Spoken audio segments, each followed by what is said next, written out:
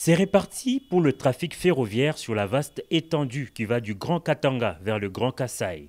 2 locomotives et une centaine de wagons du service national ont été officiellement mis en service ce jeudi 20 juin 2024 à Lubumbashi lors d'une cérémonie présidée par le chef de l'État Félix Antoine Tshisekedi Tshilombo, très ovationné à son arrivée sur la place de la gare, lieu de l'événement. Avec le lancement ces jours de ces trains, comme l'a fait remarquer le commandant du service national, il s'ouvre une nouvelle ère aussi bien pour cette institution que pour les populations des provinces et localités traversées par le chemin de fer. Ces trains du service national qui sont lancés aujourd'hui vont permettre à la population d'évacuer leur production, certes, mais surtout et avant tout au gouvernement de la République d'atteindre les coins enclavés en y transportant de biens et de services.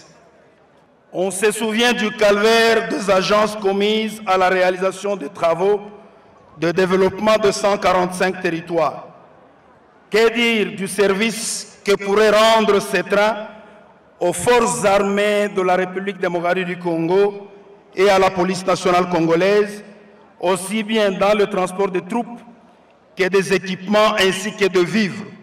Ce lot important de matériel ferroviaire mis à la disposition du service national par le président de la République a été salué à sa juste valeur par le gouverneur de province Jacques Kabula Katoué lors de son mot de bienvenue, mais aussi par le directeur général de la SNCC qui par ailleurs a mis en exergue les nombreuses réalisations du chef de l'État pour la relance de cette entreprise.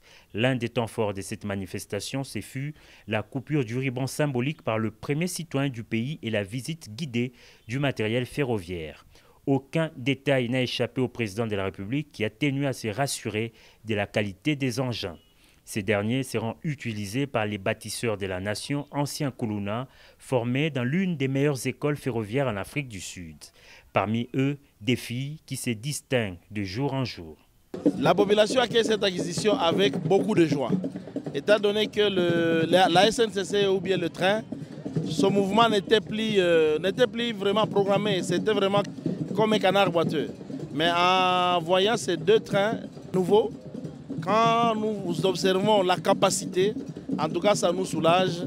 Des assurances pour une utilisation optimale de cette acquisition ont été données par le service national qui, par ailleurs, s'engage à suivre fidèlement les instructions du commandant suprême pour la réalisation de nombreux autres projets de développement et de reconstruction du pays.